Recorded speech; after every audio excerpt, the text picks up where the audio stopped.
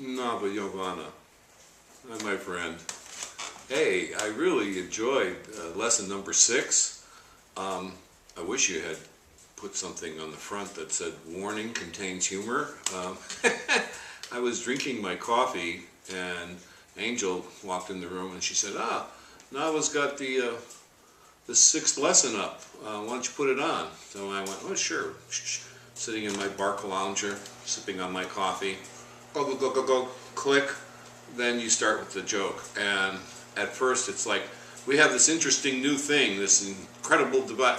I'm going, what could he have gotten? This Craig synthesizer? Would he get a Moog synthesizer or a Kurzweil keyboard? Or and then you said, the intervalometer, and at this point it was just like right out of Hollywood. Spit take all over my computer, just coffee everywhere.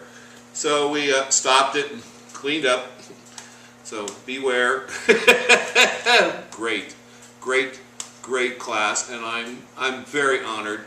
And I would like to say right now, thank you to all your classmates for the thank you. That deeply touched me. Thank you very much. Appreciate that. It's nice to know what's happening across the world is just like being in each other's home, and that everyone can look in on this and see what's happening. So today, the subject is flute. And I noticed that you guys are making flutes out of PCV pipe. I'd like to introduce my flute. 1966, when I first came to San Francisco, I think 3 days after I was here, we had an earthquake. It was my first growing up in New York and Chicago. Never had an earthquake. It was quite exciting. And the next day, my friends said, we're going to take you out to see the Golden Gate Bridge. So as we were going through Golden Gate Park, walking through the Haight-Ashbury on the north side of the park, we were walking out there. One of my friends, Stanley Bear, said, look, we got this new little pill that you can take, and it'll give you a little high and it'll be exciting. Okay, fine. So he gives me this little purple pill, and turned out to be, his first name turned out to be Osley, and it turned out to be Osley Bear Stanley, who was the guy who made a lot of LSD here in the Haight-Ashbury, and the next thing I knew, I was starting to hallucinate. So as I'm hallucinating my way through the park, I noticed that we get to this little area where there's this beautiful little pond, and then there's this little Greek pillars off in one side, and right out of the exact center of the pond is growing these beautiful, beautiful pieces of bamboo. And I just said, hey guys, let me sit here and chill for a while. And I just sat there, and the peaceful water, and the beautiful little Greek things in the back, and the bamboo blowing in the wind. I mean, it was just gorgeous. And then all of a sudden I saw, growing right out of the middle, this one piece of bamboo that sort of said, hey Nance, come here. And I asked my friends, how deep is the pond? And they said, it's only waist deep. So I went wading out into the pond, and I grabbed that piece of bamboo and I plucked it out by its roots, and I used that to walk with all the way out to the park when we went to see the Golden Gate Bridge. Later, I came back here, and the next day when my head straightened out and I kind of got rearranged, I suddenly noticed leaning up against the wall this piece of bamboo that I had pulled out of the park, and I thought, oh my God, did I commit a crime or what? I don't know.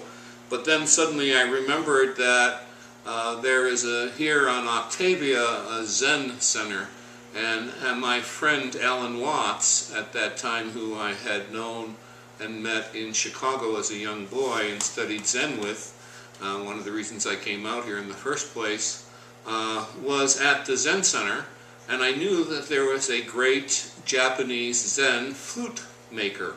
So I thought, okay, I'll take my little piece of bamboo with me, and ran off to the monastery and said, prostrated myself and introduced myself, and Alan introduced us, and I said, look, I got this piece of bamboo out of the Stowe Lake, and I don't want it to go to waste. I don't want it to dry up and die. It talked to me. I think it needs to sing.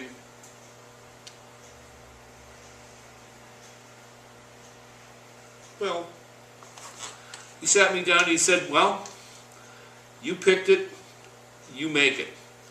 And he put a hot poker in this fire. And he got this, like, you know, like the kind of pokers you use for fireplaces, except this little hot rod.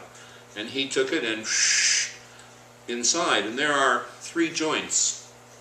He cut it a little bit longer than one joint on this side, and right about at the joint here, making sure that there were 3 joints. And he explained to me that the interesting thing about bamboo is that in good weather, bamboo will grow and the joints will be fairly evenly spaced. And that traditionally Japanese flute makers have always looked for a piece of bamboo that had great symmetry or good bones or lines in it. And he said I had done a good job of picking a good piece. And that what happens is they're going to use these joints here as a way to build a flute. We cut it off at this first joint, and then right here we knocked out these 2 joints with the hot poker, so air can flow through here, but we left this one in, that side in. He said, okay, the next thing you have to do is measure the flute, and I said, well, how are we going to do that? Should I do it in inches or centimeters? And he said, no. You're going to do it with this stuff, piece of string. And what he did is he pulled out a piece of string. Let me get one. And we took this piece of string, and you put one end of the piece of string right here where the closed joint is at, and you pull the string down all the way to the other end of the flute. So the string is the full length of the pipe that you're using. So if you have PCV pipe and you've stuck a cork in there, wherever it's closed off, it would be from the inside closed off point all the way on down. Now with a piece of PCV pipe, once you put the cork in there, even before you put any holes, you can, you can play it this way. To get a sound out of that, and you can pretty much tell what the pitch is. And you can cut it until you get a pitch standard, close to what you want. Then what you do is, after you measure this, he said the first thing that we're going to do is take the string and divide the string exactly in half. And what you do is you take this part here that you folded, and you put that at that spot, and you pull it down, and you will see the first hole that we put in is 1, 2, 3, 4, the 5th hole, not the 6th hole, but the 5th hole on the flute, as you'll see to the very center, is exactly 1/2 of the length of the open flute. 1/2. The next secret was to just simply put this hole at this joint, because the next division is 1/3. So after this hole, which is the half the length of the flute, is inserted, we have to put a hole at 1/3. And this is where the joints come in handy. Since they grow at about the same distance, and this is where we're cutting it off, then about as much overlap as I have here, I would put a hole right there by that joint and know that that's 1/3 of the distance. That's 1/3, and there is 1/3. So that hole's at 1/3. Now what you would do with the string, of course, is you would simply take the 2 ends of the string and you would fold them like this and pull until you fold the string exactly in thirds. And now when the string is folded into thirds, you can take and place it, and you will see that from here, when it's nicely stretched out, it goes right to the bottom. So this hole is placed at 1/3 the distance from the bottom. So we've got this hole, half the distance, and this hole is 1/3 the distance. Now what you do is you take your string, and you tie a knot in the string. And I have to do this a couple times. Tie a knot in the string, and then what we do is we take that knot, this is a pretty thin piece of string, you get this knot to align with the very center of that hole there. So let's use this right there in the very center of that hole, and you pull the string tautly and you find this very center of that hole there. So the two holes you have, from the center of the hole that's half and from the center of the hole that's 1/3 the length of the flute, that distance from here to that first knot there now becomes my yardstick.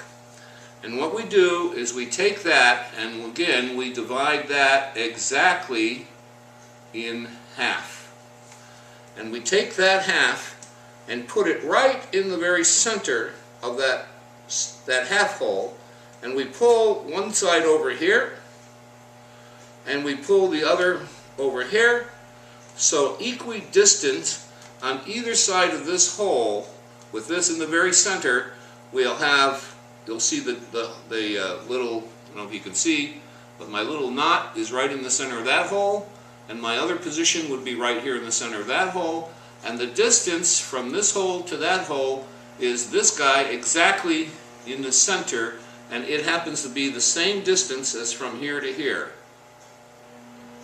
Then we take that same measurement and we take this hole now and we put that center in the center of that hole, and you will see it gives us the hole below the 1/3 hole, right to the center.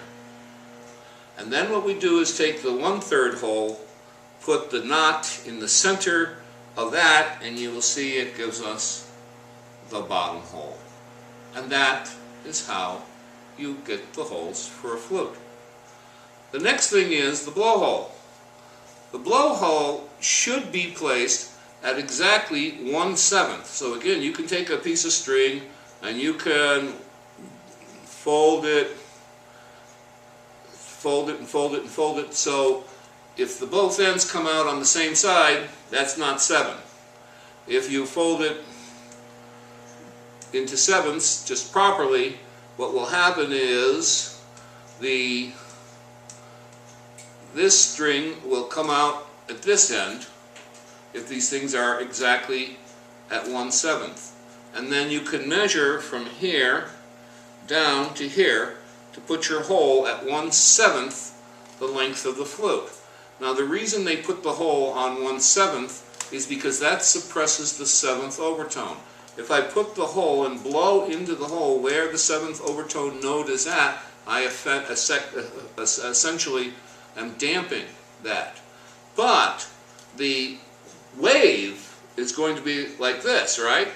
It's going to be, the wave's curved. This is one node, and this is the node at the 7th.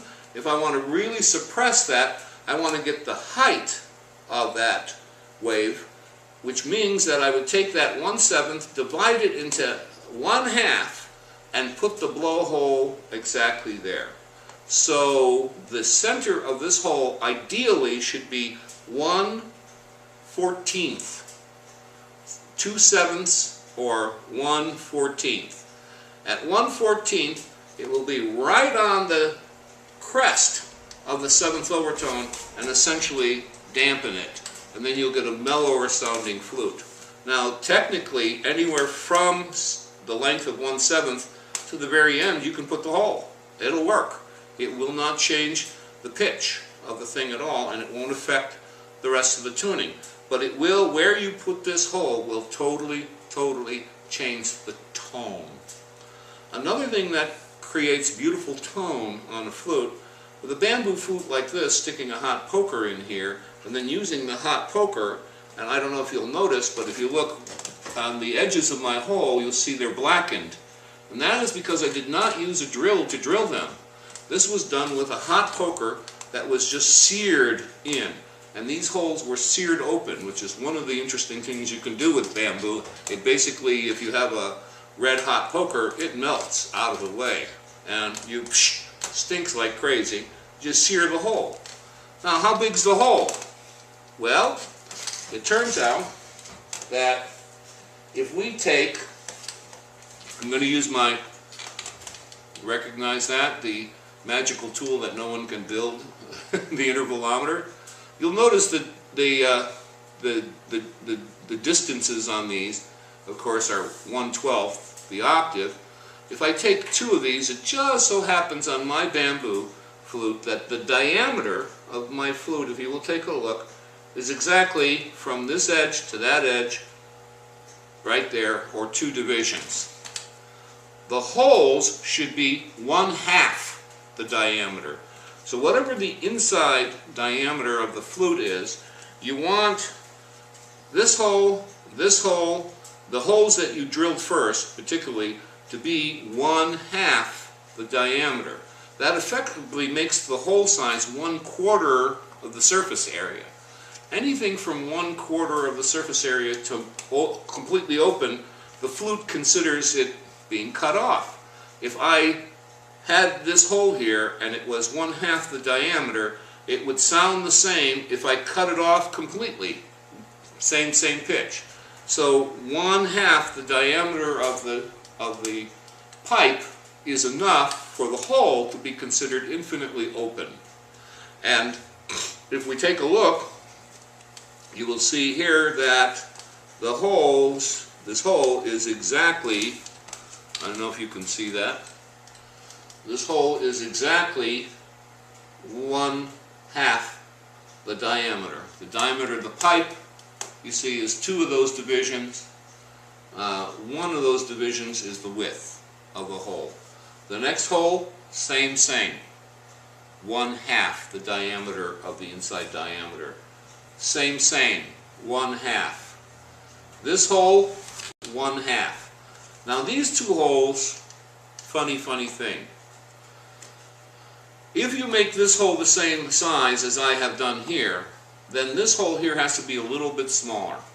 And what happens is you get a diatonic flute that as you're going up, this is do, re, mi, fa, right? Sa, da, ga. So when we go to the 1, 2, 3, 4, I have to move this hand this way to get the right pitch. However, if you make this hole the same as these holes and make this hole, remember at the third, smaller. So right from the beginning of building a flute, you'd have to know this to be a little bit tinier, and then what you do is you can drill it out until it's in pitch. What will happen is you get something like, and here is one made of cane that's almost the same size. You'll see that the holes are spaced approximately the same. And what's happened here is, in this one, they've made all these holes exactly the same size and that one smaller. And what I did is I made all these holes the same size and that one smaller. The difference is this one hole, the third, being smaller, I can then play going straight up, and that going from 1, 2, 3 to 4, I don't have to cross over like this to flatten the hole. The hole is small enough that it can be in pitch. So on this flute, I have to do this.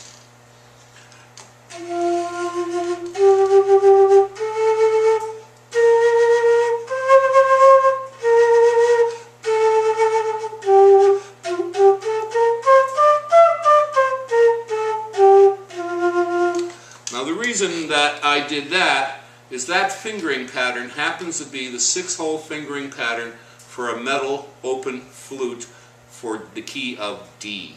And the one fingering pattern that's common on all of the woodwinds, including a saxophone, tenor sax, alto sax, baritone saxophone, soprano saxophone, clarinet. If you take the 6 holes on the clarinet, usually on a saxophone you'll notice that there's little pearl inlays on 6 of the holes. Those are the pearl inlays that represent the 6 holes on the bamboo flute. And if you play do, re, mi, fa, sol, la, ti, do, that will work on a saxophone. You might be in a different key depending on the key, the length of the sax, but that fingering pattern, that D fingering pattern on the normal C flute, is the universal fingering pattern for all woodwinds. So no matter what woodwind you want to pick up, also on the recorder I can pick up the recorder, and instead of starting with the bottom hole, leave the bottom hole open, use that D fingering and play a major scale on the recorder. You can do it on a fipple flute, you can do it on a concert, on a ocarina. You can play that fingering on an ocarina. It becomes a universal fingering. But you'll see here, if we adapt the holes, make this hole smaller when we're cutting the third, so we can open it up later, make all the other holes the same size, then the flute acts this way.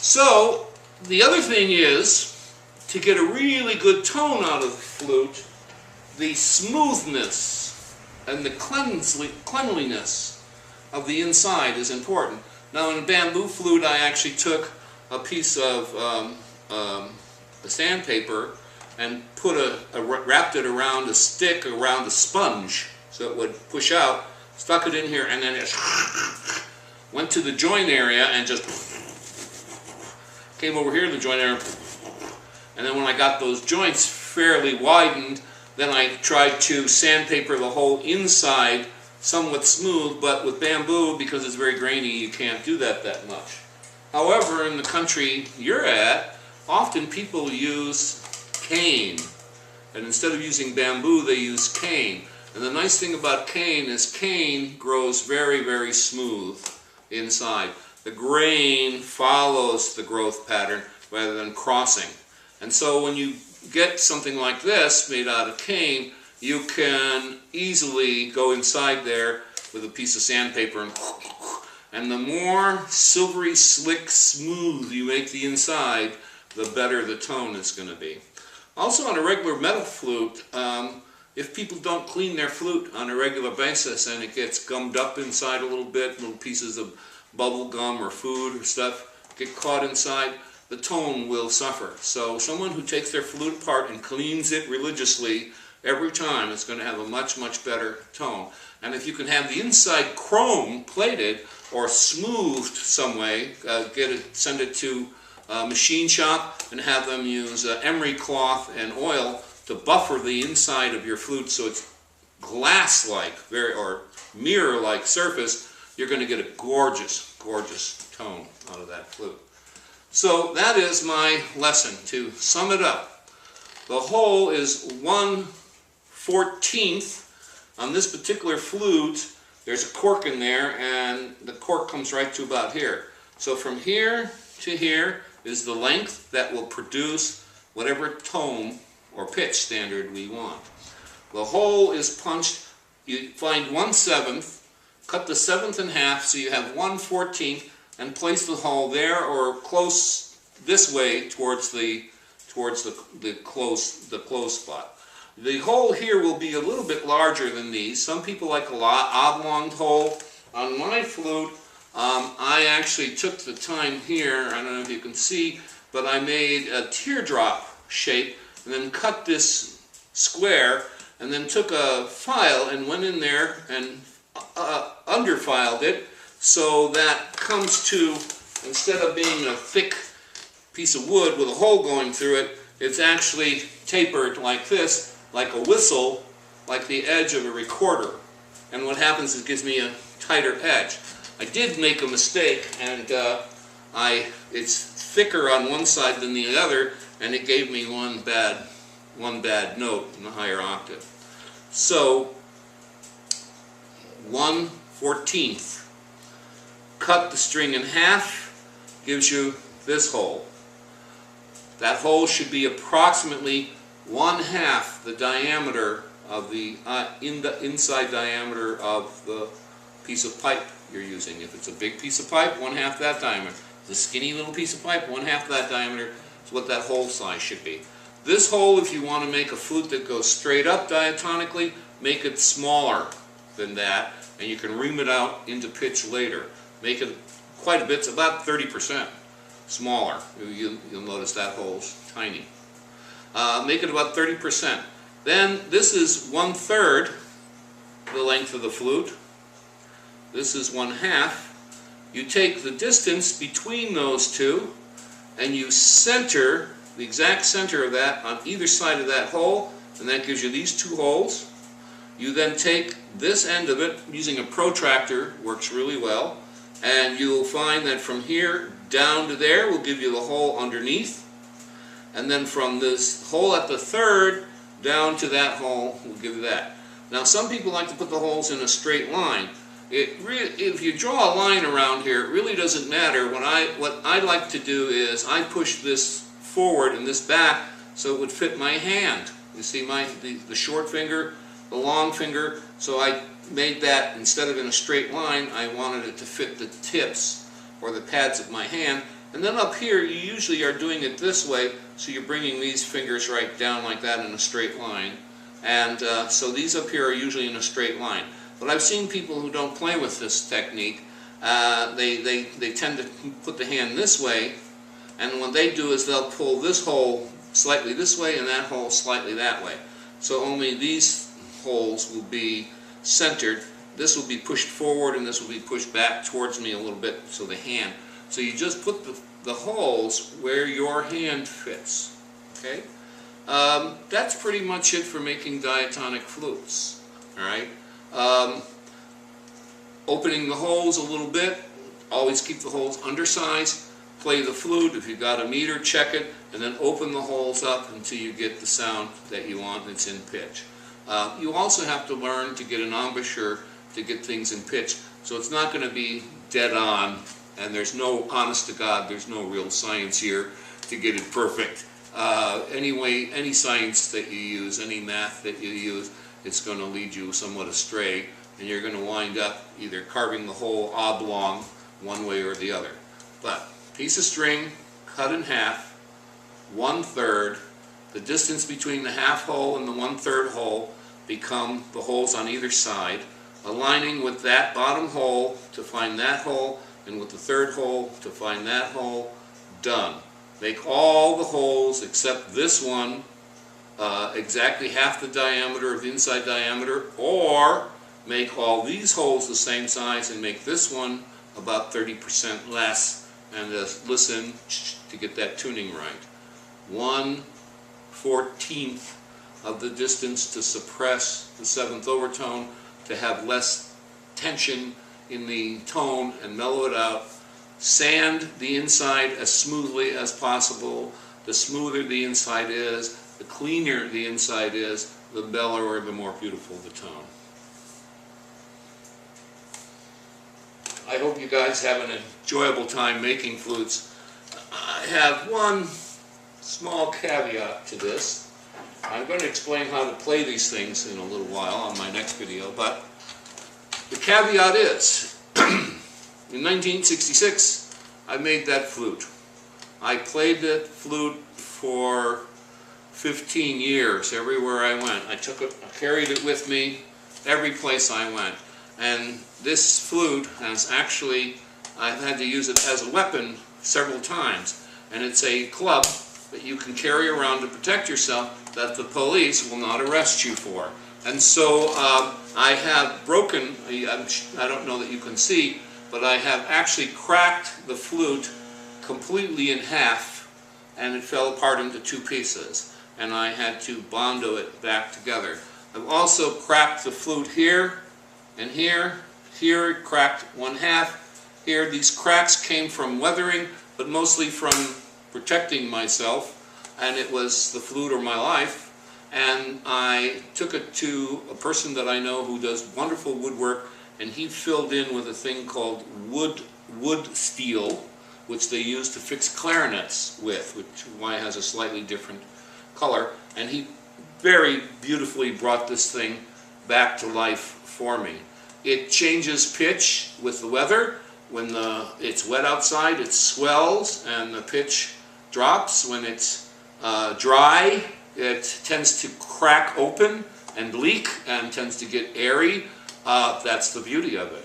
And as I played it for some 15 years, me and it bonded and became one.